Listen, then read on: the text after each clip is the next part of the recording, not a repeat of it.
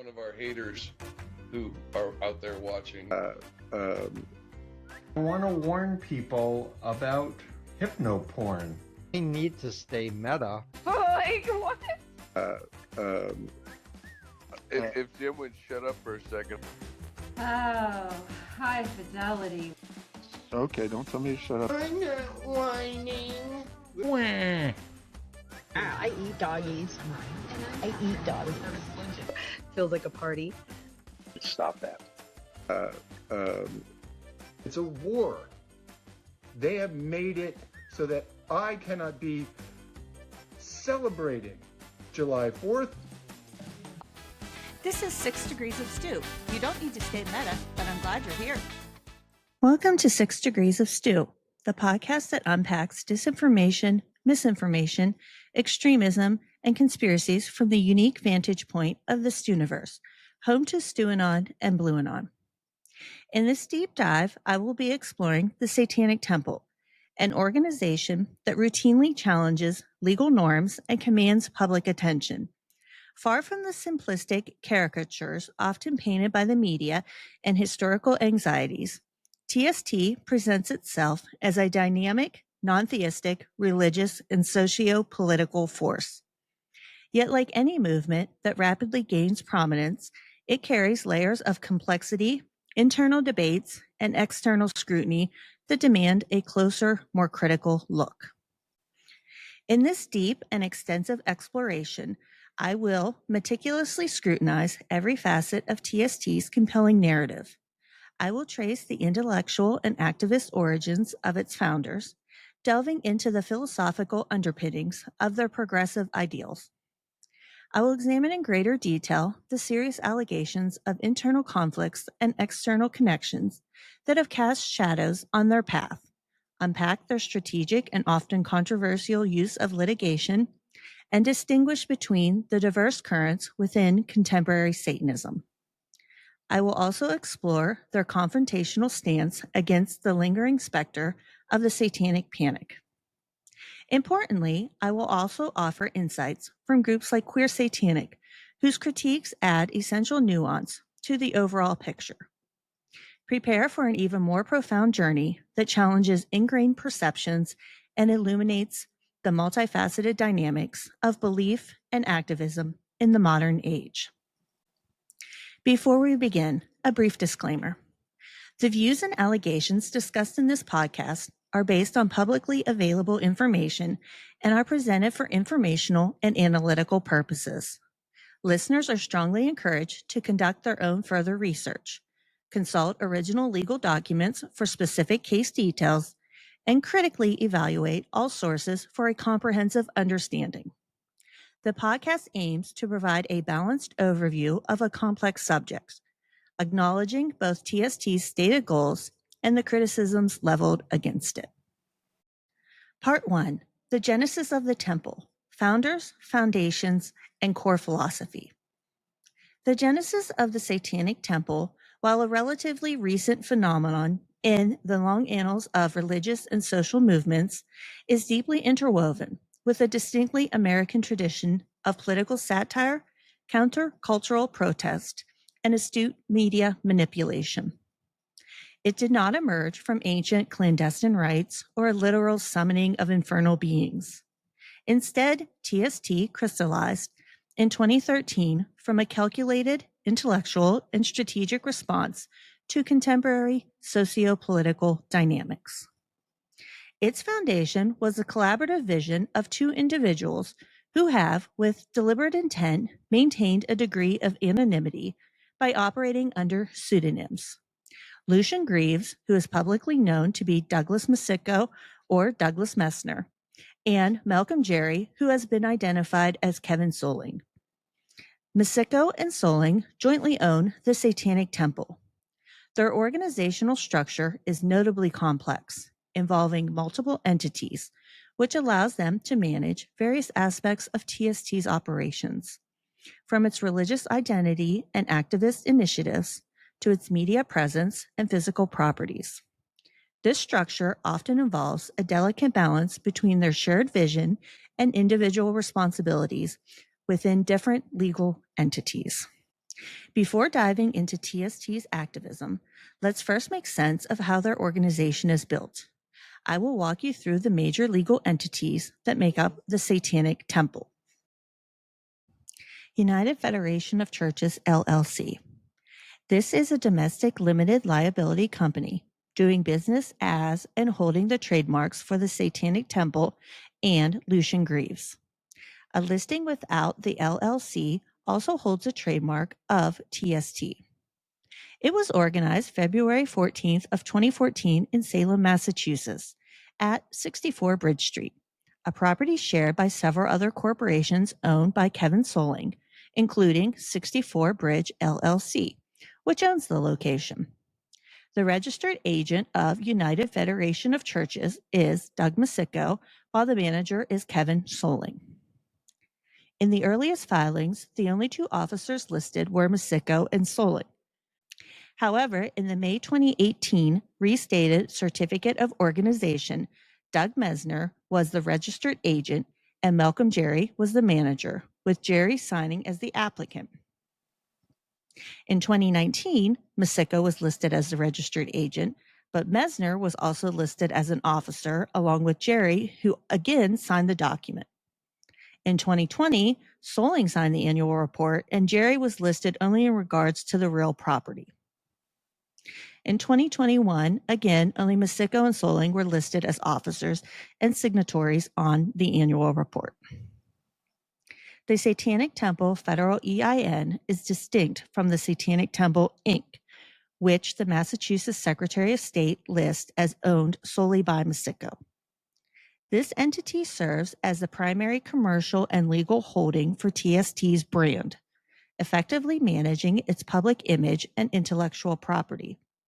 It provides a legal framework for potentially licensing TST's brand or producing merchandise, reinforcing its presence as a cultural and commercial entity alongside its nonprofit status. It functions as the corporate backbone for the brand management and commercial ventures. The Satanic Temple, Inc. is a 501c3 nonprofit organization and Chapter 180 religious company. Its registered agent is Douglas Misicko, who also serves as the president, treasurer, clerk, and director. There are no other officers. It was organized on November 14th, 2017 in Salem, Massachusetts at 64 Bridge Street, a property shared with United Federation of Churches and several other corporations owned by Cevin Solling. The Satanic Temple, Inc. is owned solely by Misicko. In February 2019, it achieved public charity status as a church or convention or association of churches, the first Satanic church to achieve this status. This designation solidified TST's standing as a recognized religion in the United States for tax purposes, granting them various benefits such as tax-exempt status, the ability to receive tax-deductible donations, and preferential treatment in certain legal contexts, such as land use or religious freedom challenges. More importantly, the status bolsters their legal arguments for religious freedom in their activism, allowing them to challenge laws and policies that they argue infringe upon their members' religious rights, a cornerstone of their political strategy. Misicko's sole ownership of this nonprofit arm emphasizes his direct leadership in guiding the religious and charitable aspects of the organization, particularly in its legal battles for religious liberty. This entity is the core legal representation of TST as a religious organization, responsible for its formal religious recognition and charitable activities. It is distinct from United Federation of Churches, LLC, which also does business as the Satanic Temple. Reason Alliance Ltd. Reason Alliance Ltd. is a nonprofit corporation registered in the state of Massachusetts. Due to its status as a public non-church nonprofit receiving donations in excess of $50,000, Reason Alliance is the only corporation associated with the Satanic Temple known to have public financial documents that can be scrutinized. It was formed in 2014 by Malcolm Jerry and Douglas Messner. The website describes Reason Alliance as a nonprofit organization that promotes religious pluralism, fights for reproductive rights, protects children from abuse at school, and defends the unfairly and unjustly marginalized. An interesting note in the history of Reason Alliance from the earliest archived version of their site from October 2016 states, as TST does not believe religious organizations should be tax exempt, founders Malcolm Jerry and Douglas Messner created a separate nonprofit entity for donors to contribute money and receive a tax exemption. This entity fulfills the mission of promoting secular humanistic values as well as the core beliefs of TST, which defend individual sovereignty and reject autocratic authority. By 2018 in filings, the organization's mission was described as, quote, to encourage reason and empathy, reject tyrannical authority, promote justice, and advocate pragmatic common sense. 64 Bridge LLC. 64 Bridge LLC is a domestic limited liability company registered in the state of Massachusetts. Cevin Soling is its registered agent as well as its manager and only signatory. It is the international headquarters for the Satanic Temple. The company also does business as Salem Art Gallery. It is also the registered address of other Massachusetts-based corporations belonging to Cevin Soling: United Federation of Churches LLC, Xenophobia LLC, and Reason Alliance Ltd. It was also the registered address for Winstonian Enterprises Ltd., a Colorado-based business which owns and operates the Satanic Estate. The Salem headquarters is not merely an administrative center for the organization, but also functions as a public-facing art gallery. This dual purpose serves to blend TST's organizational and administrative functions with cultural outreach and public engagement, offering a tangible space for the community and visitors to interact with TST's artistic and philosophical expressions. This physical presence provides a central hub for TST's activities, enhancing its legitimacy and visibility, and serving as a key site for events, rituals, and public education. It acts as a physical embodiment of TST's presence and its fusion of art and activism. Winstonian Enterprises Ltd., and this is one of the more interesting ones.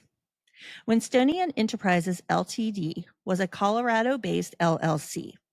The company was created on January 12, 2020 as Goddess, the American Stripper Ltd., before updating to Winstonian Enterprises on May 23, 2020. It was owned and operated by the Satanic Estate and the Satanic Temple virtual headquarters prior to voluntarily dissolving in 2024. The company's exact affiliation with TST is unclear. TST's December 2020 newsletter stated that it was a third-party platform and that it was not affiliated with TST. However, as of 2021, the website for the Satanic Estate described it as a small company affiliated with TST. By January 2023, the description was gone and replaced with a completely new one that included the claim that the entity's primary objective is fundraising for TST to support the works that we feel religiously compelled to support. In January of 2020, there was a Patreon and social media launch for Goddess, the American Stripper. The website described it as strippers leveraging politicians in a new comedy series, advancing legal reforms for strippers, and opening the club of our dreams. The Instagram account described it as a media empire for sex workers by sex workers. Indiegogo described it as creating advocacy for sex workers with an all-stripper cast, crew, and political drama series about strippers leveraging senators and lobbyists to open the club of our dreams. It began fundraising in January of 2020 for a pilot with a plan for 3 seasons. The plot summary. In the strip club of our reality, Caprice and Ada use their professional acumen to lobby their first politicians to advance a mutual agenda. The club of our dreams begins to come in focus. First season arc. Strippers leverage politicians to open the club of our dreams and begin to advance political reform for American strippers. The second season arc. Strippers fully actualize their own goddesses, have opened the club of our dreams, and accelerate their pursuit of political reform for American strippers. Their lobbying expands to political action supporting other American workers. The goddesses open a series of new clubs and our dreams across the country, inciting new power struggles for these once low-income workers. The third season arc. Growing pains from opening clubs around the world weigh on the goddesses and their friendships as they navigate international politics, significant sums of money, and the ethical dilemmas that unfold. Can the goddesses maintain their initial ethical goals under the pressure? On October 14th, 2020, King announced on Indiegogo, "We got corona fucked," and that the pilot was $98,000 short of its $100,000 goal. Therefore, donations instead would go toward covering work they already did and the team. Public Post indicated that 90% of the 75% person team lost their sex work jobs, film jobs, or both. And 75% of the project team members did not receive the income they'd expected from the film. A new goal of $12,000 to make rent and buy groceries was created. On May 17th, 2020, King announced on Patreon that the fundraising goal had been raised, with $4,635 raised to pay all of the goddesses, while $4,816 from the original budget was to be paid back to showrunner King. These will be dealt with over proportionate revenue to be determined and communicated through this channel transparently. The next public Patreon post addressing the show came in December of 2020, announcing Goddess was on hiatus and King's next project would be TST.THQ.com, which as of May 2021 redirected to the Satanic Estate. 2 more legal entities, and then we'll move on. Xenophobia LLC. Xenophobia LLC is a domestic LLC registered in the state of Massachusetts. Malcolm Jerry is its registered agent, with Kevin Solling serving as governor under his own name, along with Doug Misicko. It was founded August 26 of 2018 in Salem. The general purpose of the company is given on Secretary of State documents as film production. From the website, the Satanic Temple TV is a media services platform owned and operated by Xenophobia LLC. Launched in 2019, the Satanic Temple TV provides a wide range of video content relevant to the Satanic Temple, including, but not limited to, live stream video of rituals, ceremonies, protests, and other gatherings, original new media series written and created exclusively for the Satanic Temple TV, video footage of lectures and interviews, and documentary-style features about our campaigns, protests, and other activities. Xenophobia LLC is not part of the Satanic Temple, but operates the Satanic Temple TV as a service to benefit the Satanic Temple's religious community and their friends and allies. Doug Misicko is identified as a spokesperson and co-founder, while William Morrison is identified as the executive producer according to its statements page. The business is one of many others owned by Kevin Solling at 64 Bridge Street, including United Federation of Churches LLC, which does business as TST. Previously, Solling's business, Spectacle Films Inc., based out of New York, had promoted itself as documenting TST activities. Spectacle Films Inc. Spectacle Films Inc. is a New York-based domestic business corporation registered to Kevin Solling and associated with TST. Throughout 2013, in press releases, as the film company that would be capturing its work as part of a future documentary. It was founded in June 1992 as Sponge Music Corp. before changing its name to Spectacle Films Inc. in October of 2004. In April 2013, Spectacle Films announced a lecture on the history of satanic worship, featuring Doug Misicko, Zendora LaVey, and Soling. A June 2013 press release stated that Spectacle Films would document TST's Adopt a Highway program efforts. And in July 2013, the company documented a same-sex ceremony over the grave of the mother of Westboro Baptist Church founder Fred Phelps, though this particular project does not seem to have been completed. This earlier film company demonstrates Soling's consistent and foundational role in leveraging media production and documentation for TST's public relations, narrative shaping, and historical record, laying the groundwork for later and more extensive media initiatives like the Satanic Temple TV. Its involvement from the very beginning underscores the deliberate and calculated effort to shape TST's public image through media. This intricate corporate structure firmly establishes TST's physical and media presence, adding a layer of complexity to its operations and financial management. The choice of pseudonyms for the founders is not incidental. It helps to keep the focus on the organization's message and actions rather than personal identities of its leaders. And some argue it offers a layer of protection from the intense scrutiny and potential threats with their controversial public stances, especially given the history of anti-satanic sentiment in America. But does it also act as some sort of shell game that are seen in many other large organizations?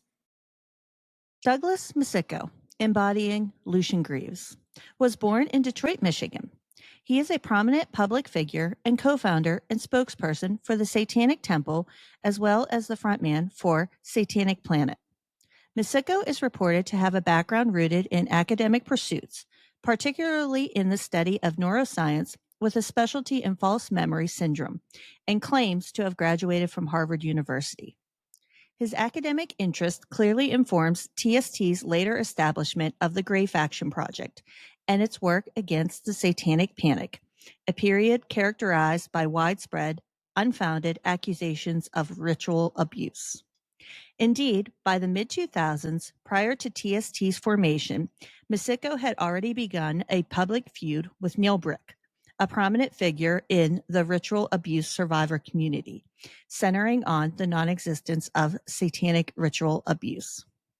This early engagement led to his work with the False Memory Syndrome Foundation, where he actively took aim at individuals who claimed to have understood, as adults, that they had been abused as children, a direct intellectual lineage that clearly informs TST's later establishment of the Grey Faction Project and its work against the Satanic Panic.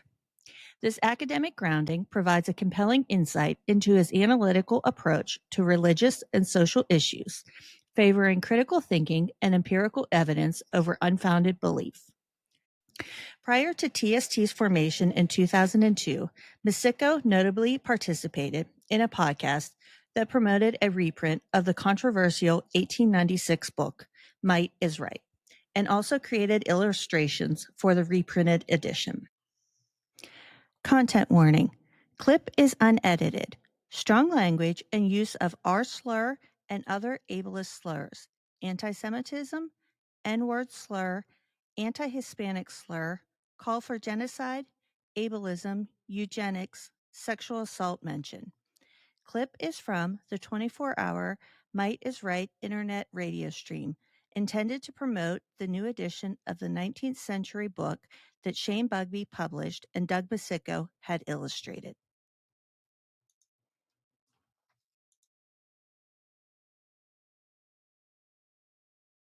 Doesn't like a little cripple time down here at RadioFreeSatan.com.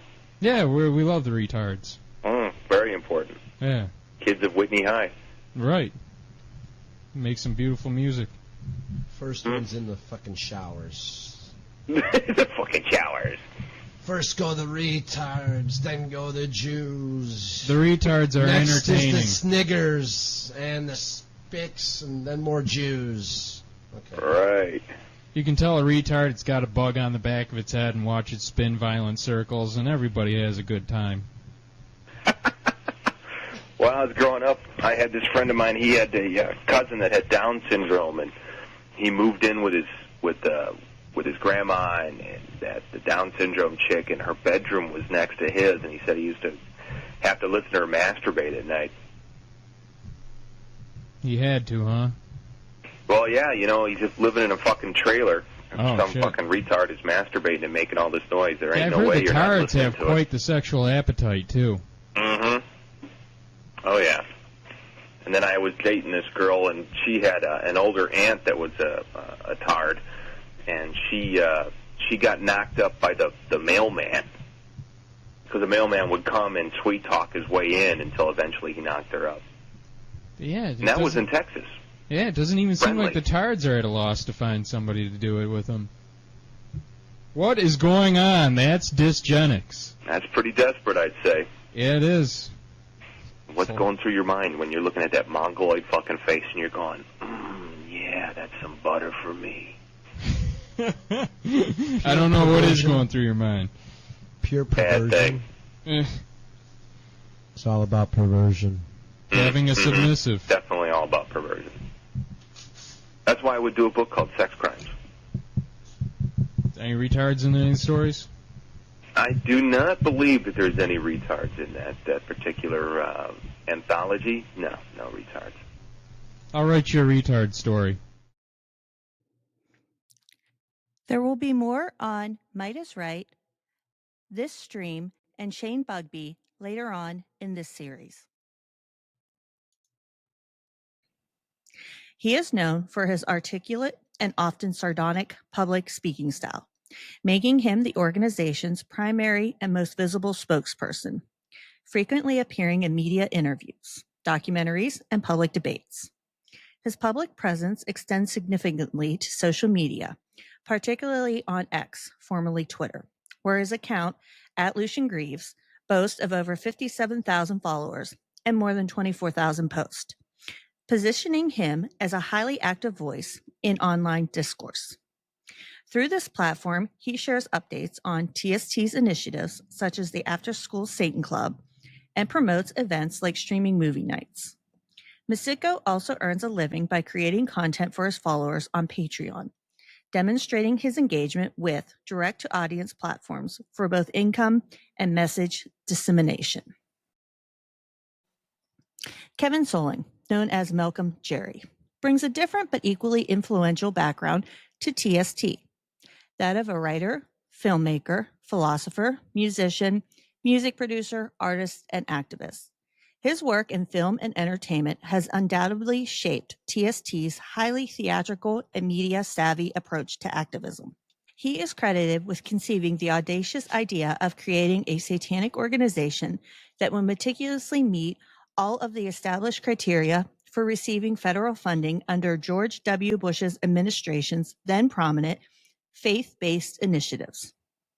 These initiatives, which gained significant traction during Bush's presidency, aim to channel government funds to social service programs run by religious organizations, often blurring the lines between church and state and raising concerns about proselytization with taxpayer money. The underlying intent of TST's seemingly absurd proposition was never to actually receive government funds. Instead, it was an act of political theater, a form of culture jamming, designed to highlight and expose what TST saw as the inherent absurdity, hypocrisy, and systemic bias within a governmental framework that would readily embrace and financially support certain religious organizations while being fundamentally repugnant to others. This move laid bare a perceived double standard or loophole in the very definition of faith within public policy, ultimately advocating for a more truly secular government that does not privilege any one religion. This genesis profoundly underscores TST's foundational and enduring approach, leveraging arguments rooted in religious freedom, often ironically, as a potent weapon to advocate for broader secularism, genuine pluralism, and the constitutional separation of church and state, rather than to promote literal Satan worship. Their shared motivation was a desire to challenge what they perceived as aggressive religious overreach and the incremental erosion of secular principles within American governance and public life. TST's early actions were not random acts of rebellion, but meticulously choreographed performances designed to provoke thought, challenge norms, and generate significant media attention, thereby amplifying their message beyond traditional activist circles. A prime and unforgettable example of this strategy is the infamous Pink Mass, a public ritual held in July of 2013. This performative act, officiated by Misicko over the grave of Katherine Johnston, the deceased mother of notorious Westboro Baptist Church founder Fred Phelps Sr., was a direct, visceral, and unapologetic act of symbolic retaliation. The Westboro Baptist Church may have met its match when it comes to bizarre public demonstrations.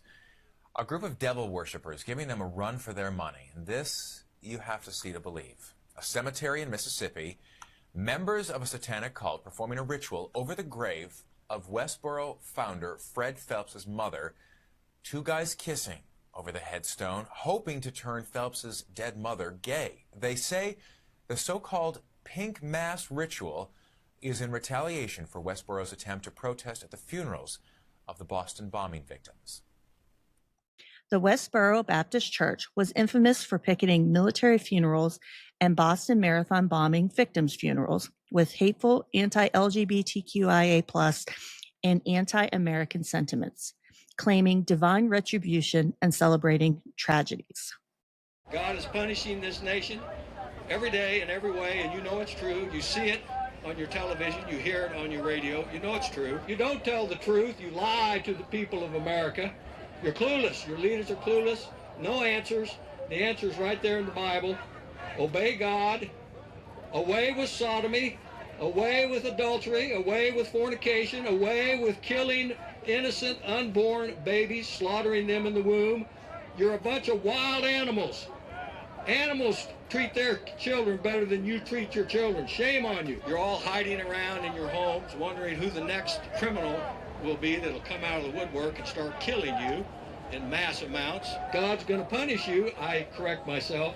God is punishing you every day in every way. The next so-called Marine or retired military who you've taught, you've spent tax dollars to teach them how to kill, then they come home and kill you. Oh yes, you live by the sword, you die by the sword. The Bible says, do not kill. That's not hard to understand. Do not kill, but you kill hundreds of thousands of babies. Same-sex marriage. We told you it was coming. It's another sign of the decline and the doom of America. We're sorry. You laugh at the truth. We're sorry. But it's not going to get better. It's going to get worse.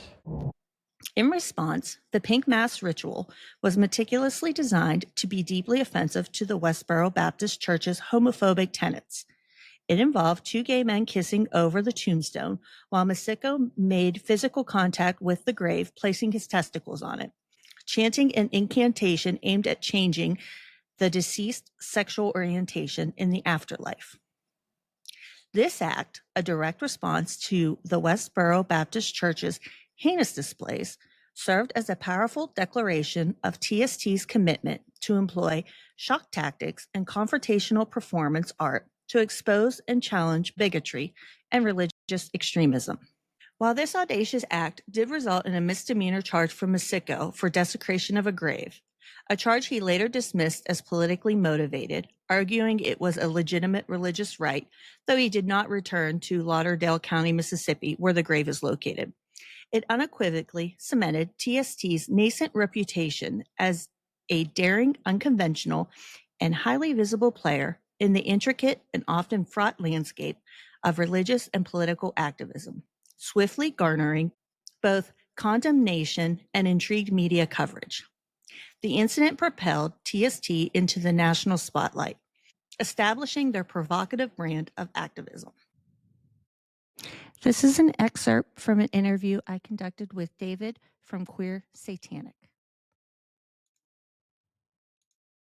So I didn't realize when I was looking through some of your research that you stumbled upon at, was it a estate sale or a yard sale, garage sale? I don't know what you guys have out in the West there, out in Washington State, but you came along his book. What was it called here? The Student Resistance Handbook. Yeah. And how that shapes like what TST does now and the after school clubs, and his opinion on public schools is fascinating to me. And I don't think people get enough of that or the connections, but I thought it was interesting that you happened to come across the book, and doing your research. And well, I mean, to be fair, I didn't just stumble across it. I think I was trying to keep track of all of the different corporations that he had. Sure. And there's one that I don't think this organization is inherently bad, but I was suspicious of it a while because of his association. It was the Alliance for Self-Directed Education. And he was like a founding board member on it. And so this is an anti-public school, but it's a school abolition sort of thing. And to be clear, there are people on the left and the right who support school abolition, but if you're on the left supporting it, you also want there to be lots of social services that take the place of that. You want there's solutions. Yeah. It's not just we're going to eradicate integrated public schools, because that was another statement that he gave, was that schools became a lot more. He's talking to Russia Today back in 2012, 2011, something like that, about how once schools got integrated and the populations were no longer homogenous, then the schools had to become a lot more militarized. And it's I understand that Boston didn't like integrated public schools very much. But anyway, so that is, and also the associations that he makes most of the associations he makes in school abolition are right wing. They're ideological diversity at Harvard, but ideological diversity being we need more conservatives here, that kind of thing. Yeah. And this organization that I'm talking about, Alliance for Self-Directed Education, I don't think is inherently that. It is more complicated, but he also sold some of his stuff on there. Some of the recommended reading was recommended reading of board members, which is pretty sketchy. I think that's pretty big conflict of interest.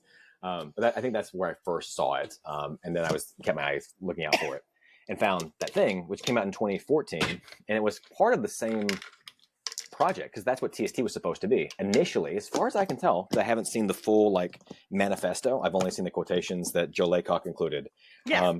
The purpose of TST was to undermine public schools by using religious liberty laws to undermine school prayer and those sorts of things. And in the Student Resistance Handbook, a couple of the strategies are just declare yourself a Satanist and say you have this holiday. Just declare yourself a Satanist and have a Satanic club. But in that, it's high school students should be doing this for themselves. And TST just came back a few years later with their, again, the joke is that they're ass clubs. They're after school Satan clubs. And initially that's all, I mean, it's supposed to be this sort of kind of raunchy joke. And I think that's another thing people don't realize, because they think it started with the Baphomet statue, that, you know what I mean? Yeah. There's so many layers to this. Right. And the Baphomet statues, that's the first time they actually really landed on something that got escape velocity. Yeah. Because the initial event in Tallahassee that was about I think school prayer, that was the one that flopped pretty bad because they couldn't get, they had no crowd. There was a bigger crowd of reporters there than actual people. The people that they did bring were unpaid actors because they got caught putting out a Craigslist listing for it. And it just kind of flopped. And the only reason that it's remembered now is because they were shooting their own documentary for it that failed, but that stuff got reused for the Penny Lane Hell Satan documentary. Yes. That shows up there because they were filming it for their own prank documentary project. And they tried, there was a speaking event they gave at Harvard, because Kevin Soling did actually attend and graduate, he had some postgraduate degrees from Harvard. I'm not sure if Doug ever did. There's claims about it, but I don't think he I haven't been did. able to confirm that either. Yeah. It seems fake to me. I think he had a brother that went there, and he seems to have been on campus in some way, but I don't think he actually graduated with anything. But Kevin did, and so Kevin has access to these halls and stuff, and so they tried that. And then they brought in Shane Bugbee more directly, and they did the more culture jamming stuff of the teabagging, the Fred Phelps's mother's Yes. gravestone, all that stuff. That was kind of that thing. They were trying to whip up attention for the nicest Satanists you know. There was this clean up a highway, adopt a highway thing. I remember that. It failed. I mean, they didn't get anywhere near their budget for it. So that failed. But Shane had some media connections still with Vice, you know. So again, like Shane's connections to Vice are like the old Vice, like the Gavin McInnes style Vice. That's kind of where he's in there. But Vice covering stuff meant like HuffPo did and other places like that. Doug gave an interview with somebody about like prayer in cities in that fall, but again, nothing has really happened yet. It's not until they land on the Oklahoma thing and say, we're going to do a statue. And everyone goes, oh, what if Satanists built a statue? And like that formula is something it took them a while to get to, because it's not until like December of 2013, a whole year of trying stuff. Yeah, they go, oh, okay. And I don't think they had any real plan to do it, because they put up a fundraiser and pulled in, I think, $40,000, $50,000 with that. And there is no Satanic Temple entity yet. At that time, the corporation that would be relevant here is Spectacle Films Incorporated, the prank documentary film one. So I don't know what bank account that went into. It's kind of important, but we don't know. Sure. Because the first like for-profit entity, United Federation of Churches, LLC, which eventually is doing business as the Satanic Temple, doesn't come around until like February of 2014. And so like that's kind of important that they just like collect money and no one asks, okay, but where is this going? Which in that case seems to have been a movie. It was they were making a movie. They certainly were. Right. Which Kevin Solling had a history of. Right. Like, yeah. That's what he was into, documentaries and doing this stuff. Right. Because you were talking about the anti-school stuff. I mean, the one that like nearly got him into polite society was the War on Kids one from like I think 2009. Does that sound right to you? Yeah, because he was with he did an interview on Colbert. Yeah, so he didn't even with Colbert. He also did an interview with Stefan Molyneux, Laura Ingraham, I think too. Yeah, he was all He went all over like the right wing and libertarian sides of that. But Stephen Colbert was an actual like mainstream hit for him. And that's probably what he thought he was going to do with TST, and it just didn't work out. This other thing they kind of like landed ass backwards into.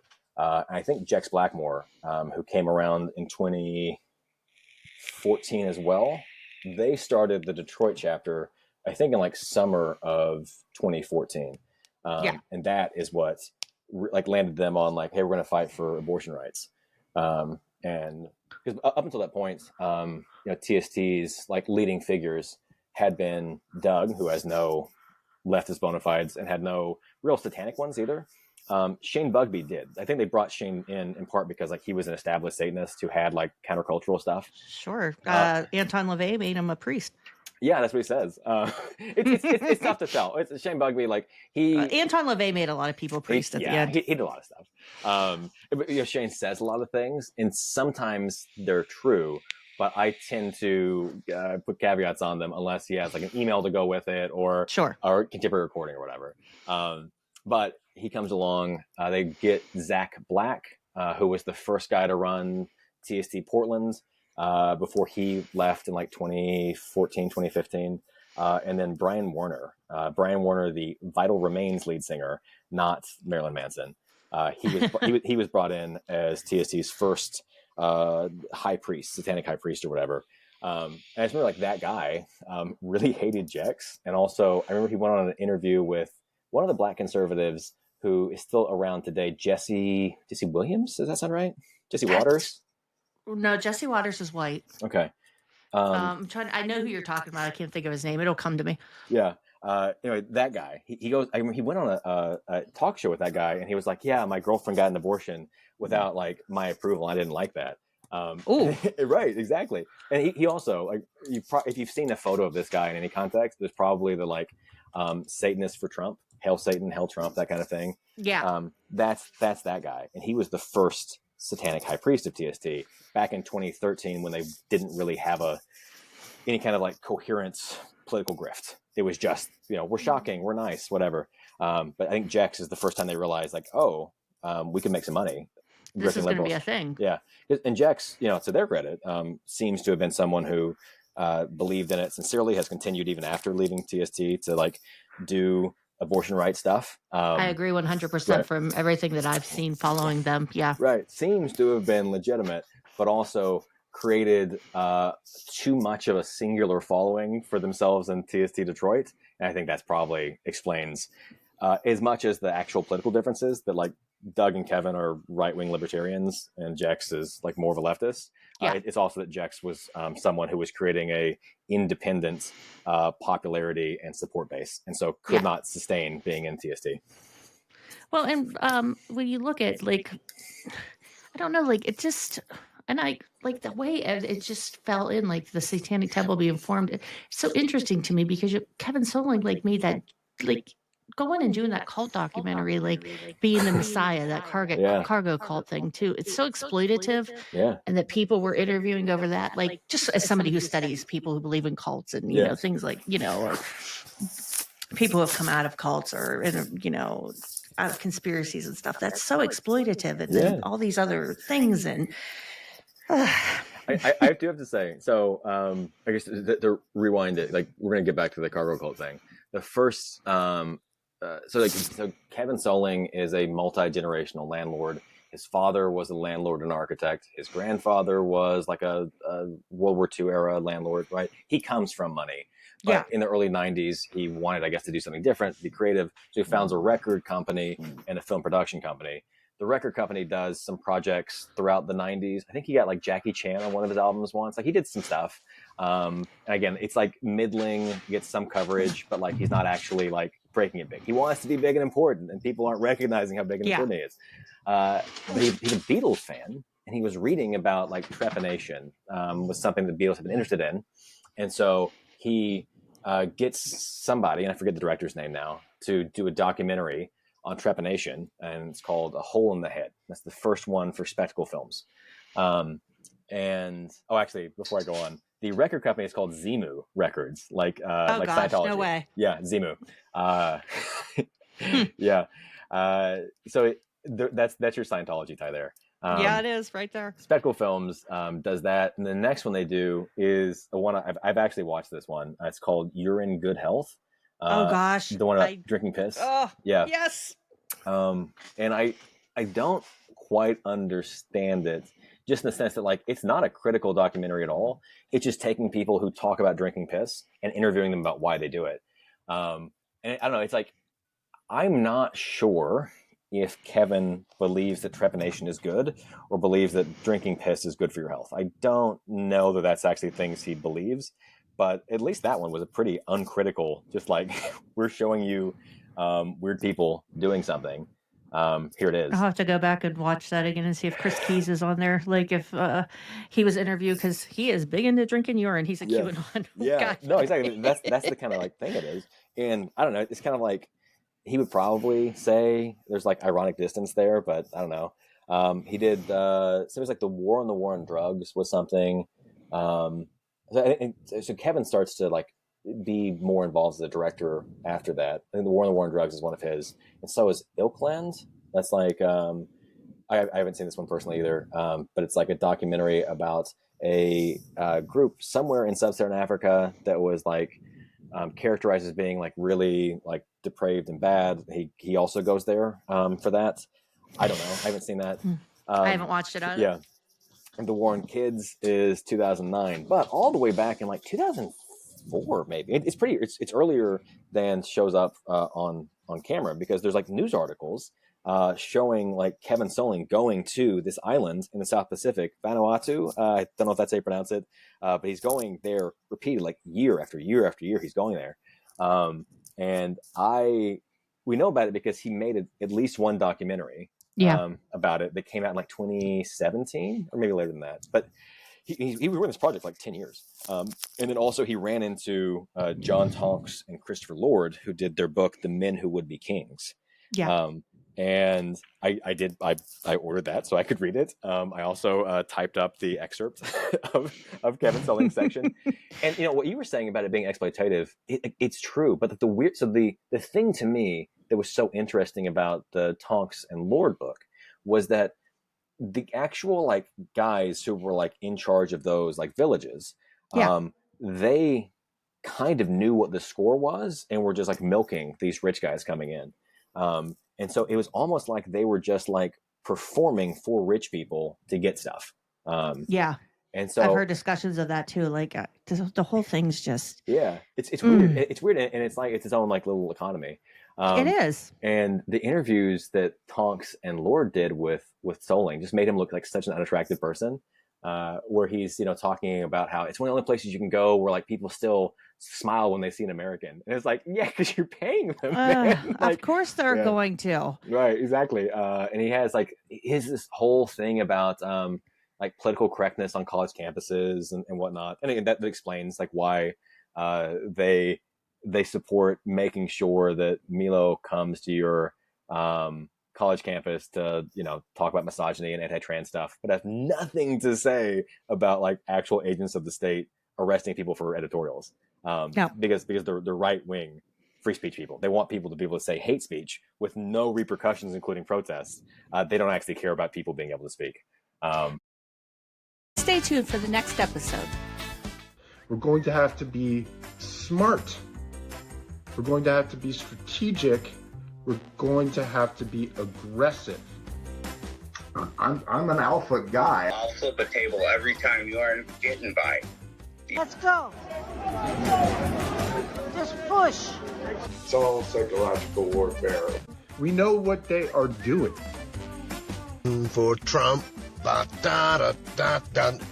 If shit goes wrong, like I will literally have to leave the country. Stop that. I'll land my initial plane. Okay, high five. This isn't the hi-fi show. Good night. Nighty night.